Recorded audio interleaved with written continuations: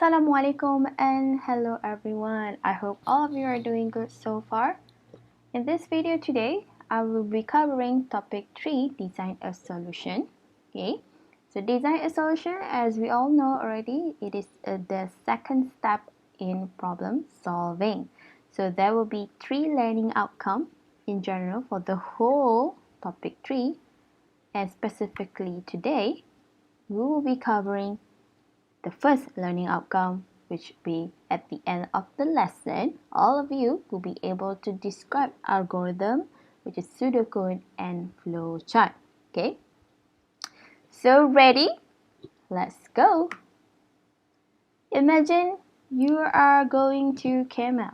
Okay, katakan kita nak pergi Camel, okay, college tercinta daripada airport, Labuan Airport.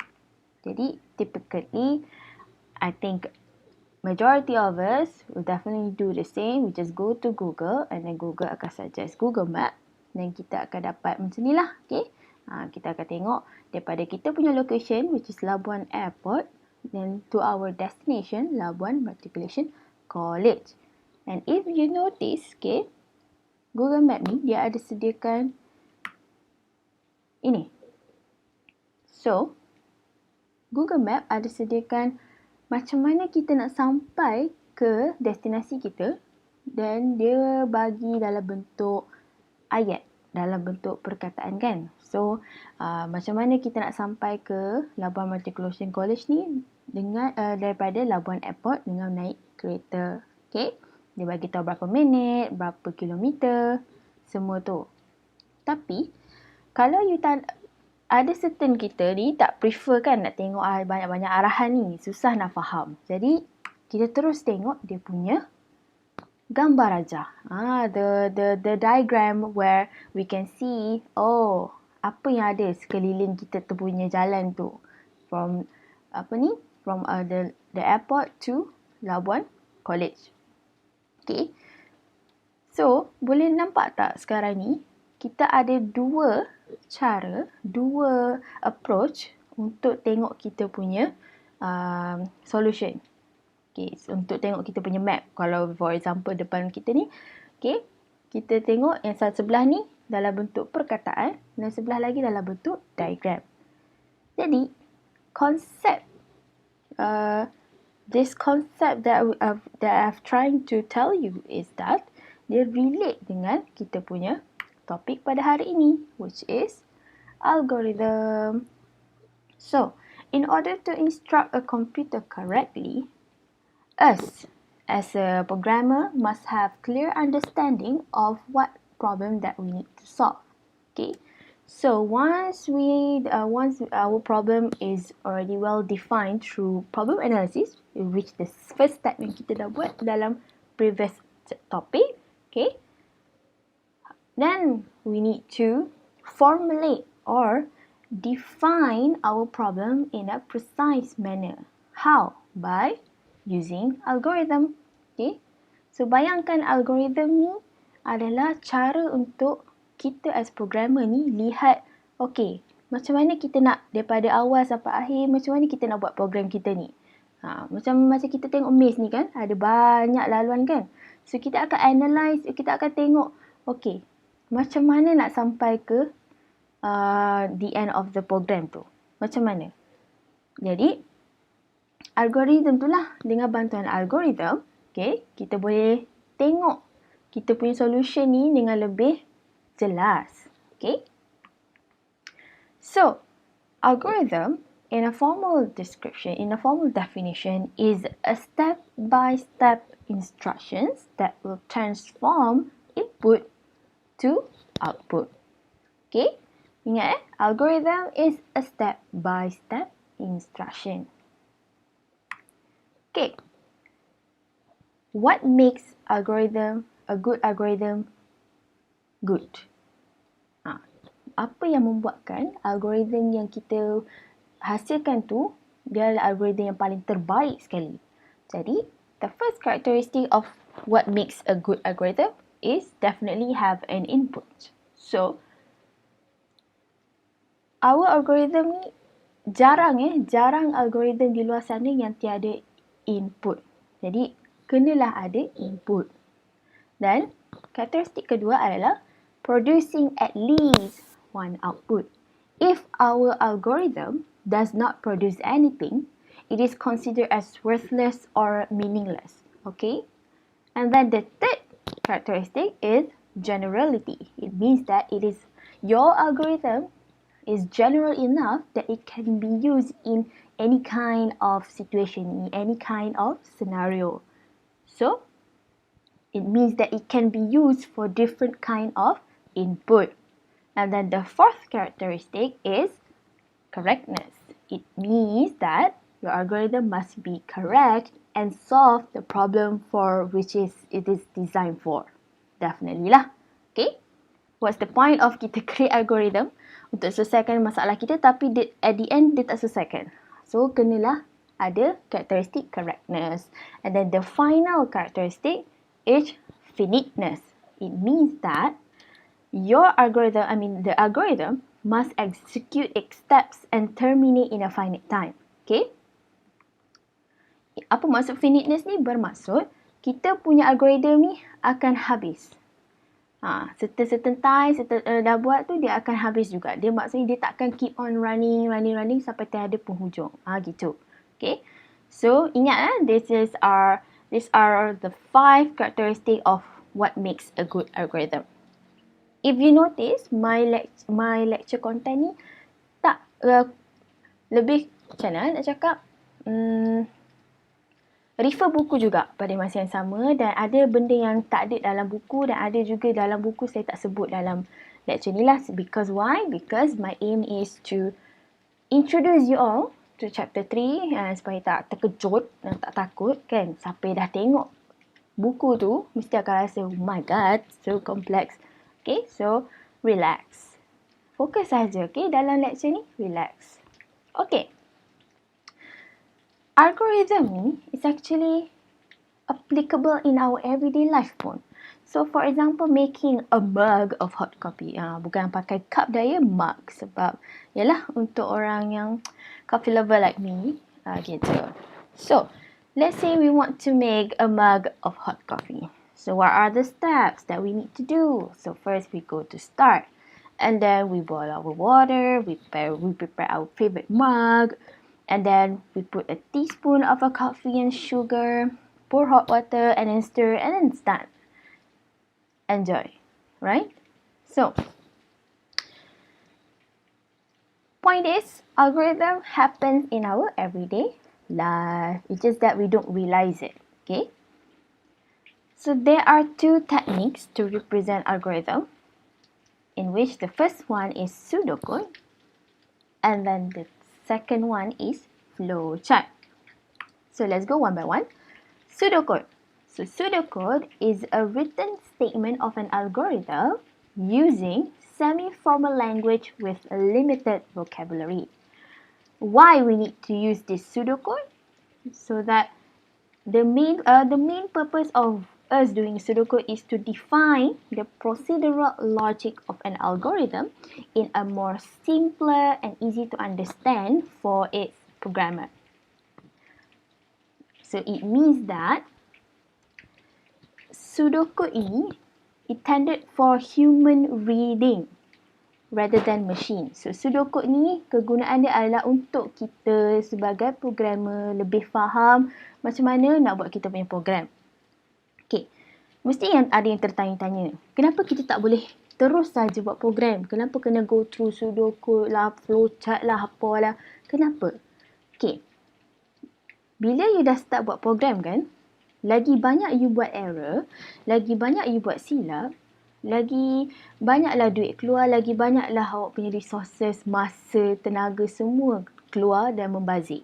Jadi untuk elak pembaziran tu, sebab itulah kita buat planning kita buat pseudocode atas paper dulu, kita buat flowchart dulu. Okay, sama macam awak nak pergi exam, nak sit for exam PSPM. Kenapa tak terus sit saja kan? Kenapa kena revise lah balik, kena belajar lah. Sebab apa? Sebab kita nak excel dan kita nak cemerlang. Jadi, excel dalam PSPM. Jadi, The reason kita buat pseudocode, kita buat flowchart adalah supaya kita punya program nanti dapat dihasilkan dengan lebih mudah, dengan lebih orang kata tepat, cepat dan jimat semua resources kita. Okay? So, basic format of pseudocode ni, dia ada ini. The first one is, you kena ada start ataupun perkataan begin. Antara salah satu ni lah. And then, you kena ada statement ni. Okay, bawa lepas begin ni, you nampak statement. Statement ni, tengok dalam warna biru ni di bawah ni, dia refer kepada proses kita. Proses dari IPO, model yang kita dah buat daripada chapter 2 kan. Sekarang ni chapter 3. So, statement ni adalah proses. Dan yang ketiga, kita akan letak stop dengan end. So, you have to remember this basic format ni. Yang pertama, mulakan dengan bismillah. Mulakan dengan start atau begin dan berakhir dengan stop atau end. You can choose, you can use start dengan end ataupun begin dengan stop ataupun start dengan stop, begin dengan end. Terpulang janji ada salah satu. And then, dekat sini, selepas perkataan start dengan begin, kena ada keyword input kita. Ni dah belajar dalam chapter yang previous ni kan. It can be input, read, get, banyak lagi. And then, apa input kita? Ini mengikut IPO model. Okay. Dan ada proses kita dalam ni. Dan barulah keluar tu ada output. Okay. Ni semua ni adalah keyword-keyword output. Apa kan? Ada dah belajar kan daripada previous topic. Dan ini output ni yang warna saya hitam ni, saya italic hitam ni ialah daripada kita punya IPO model. You all perasan tak? Jadi dia keluar arrow kan? Dia macam indentation ni, dia masuk dalam lagi. So, apa maksud dia? Ini supaya mudah untuk kita sebagai programmer nak baca. Yang kita tahu, oh, okay. All of this belongs together. Maksudnya, kenalah buat indentation. Ini kita panggil indentation. Maksudnya, kita letak tab. Dalam kalau kita pakai, kita punya, apa ni nama dia ni? Keyboard kan? Kita pakai tab. So, ni kita panggil indentation. Kenapa perlu? Untuk memudahkan kita untuk baca. Okay. Let's look at the first example for pseudocode. So, let's say we want to find the square of a number. This is our problem statement. So, obviously, we need to do problem analysis. So, the first step is, kita keluarkanlah. Kan? Kita tahu, saya dah ajar you all. Kita identify output. Kemudian input, barulah terakhir sekali proses. So, what is the output? The output will be square, kan? Ada input, apa yang kita nak masukkan dalam program kita nak masukkan nombor. So, we call it number. So, process is calculate the square of a number. Ini template ni kan dah ada, kan?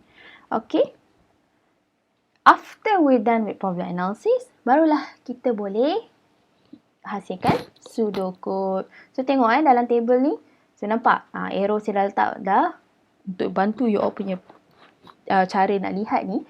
So, this is our IPO, right? So, we just, orang kata, transfer saja maklumat daripada problem analysis kita masuk terus dalam pseudocode.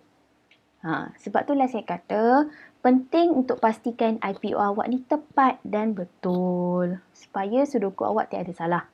Okay? So, let's look at another example. So, problem statement yang kedua. Calculate and display the average of 3 marks. So, first, buat problem analysis. So, what is the output? The output will be average. Input, kita nak masukkan apa? Kita nak masukkan 3 markah. So, we call it 3 different value terus kan? Mark 1, mark 2, and mark 3. And then process, calculate the average. Calculate output kita, average of mark 1, mark 2, and mark 3. So, tengok table. Macam tadi juga, sama saja dia punya cara dia. Kita tarik masuk maklumat daripada problem analysis masuk ke pseudocode. So, nampak? Dan mesti ada indentation supaya nampak clear. Madam, kalau tak ada buat indentation, apa jadi? Salah ke? Tak salah, tapi susah untuk awak nak refer nanti nak buat flowchart ke ataupun nak buat program. Susah awak akan jadi confused. Jadi better biasakan diri dari sekarang letak indentation. Okay?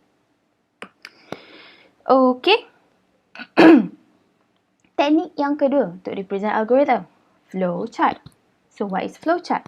Flowchart is a set of standard shaped boxes that are connected by flow lines to represent an algorithm. So basically, if you notice here, flowchart ni is more easier to understand sebab kita boleh nampak flow kita punya program tu dengan lebih jelas. Okay. So, this is the format. Ni basic format dia. Awak kena refer dalam buku. Buku tu ada lebih detail. So, ini basic dia. Kena ada perkataan start dengan stop. Sama tak dengan pseudocode tadi? Yes, sama. Dan kena ingat ya, setiap bentuk-bentuk dalam flowchart ni ada maksud dia yang tersendiri. Okay.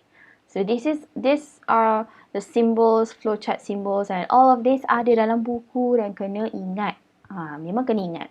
So, kita kena ingat bentuk bulat ni maksudnya terminal symbol. Dia untuk start dengan stop. Untuk rectangle is a process. And then untuk what you call this? Parallelogram. Untuk input dengan output. Okay. And then ada ni. Disk storage, printer, selection. Madam, are we going to use all of this? Yes, it depends on our problem statement. If we need to use it, then we will be using, apa ya aku ni? So, nak katanya, simbol-simbol ni, kita akan guna mengikut kita punya problem statement. Jika ada keperluan, kita akan guna. Tapi, yang kebiasaannya guna adalah terminal, proses, input-output simbol dengan selection. Okay? Dah ada lagi? Kita ada on page, off page connector, and then flow lines. Okay. All of this you can read in your book. It's just saya letakkan dekat sini supaya you tak terkejut. Okay. Okay. So this is examples of looking at sequence punya flowchart. So nampak tak daripada awal sampai akhir? Ni. Ingat simbol ni. Input, output pakai simbol parallelogram. Untuk proses kita pakai rectangle. Start dengan stop pakai oval. Itu tadi sequence. Kalau selection, nampak tak? Ada akan masukkan diamond. So diamond ni dia akan keluarkan dua sahaja. Yes and no. Kalau yes buat apa, kalau no buat apa. And then pergi and balik. Tak perlu nak orang kata belajar sangat apa benda, apa yang tengah buat ni. Okay.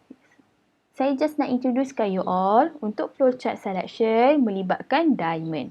Dan diamond ada dua, mesti ada anak panah dua keluar. Yes dengan no. So, if temperature less than 32, and then tekan yes, dia buat apa? Akan print below freezing. If the temperature less than 32, no, then it will say print above freezing. So, you akan nampaklah flow dia kan, senang nak faham. Okay, so untuk flowchart repetition, okay, dia lain pula. Sama macam tadi, okay, sama macam selection tadi, ada diamond. Cumanya, if you notice the arrow dia mesti ada salah satu tu akan patah balik. So, dia akan buat looping. Okay, bila dah checking ni dah keluar, the condition dah lepas, barulah kita buatlah sampai habis. So, saya lupa nak mention yang diamond ni, apa yang kita tulis dalam ni adalah kita punya condition. Okay.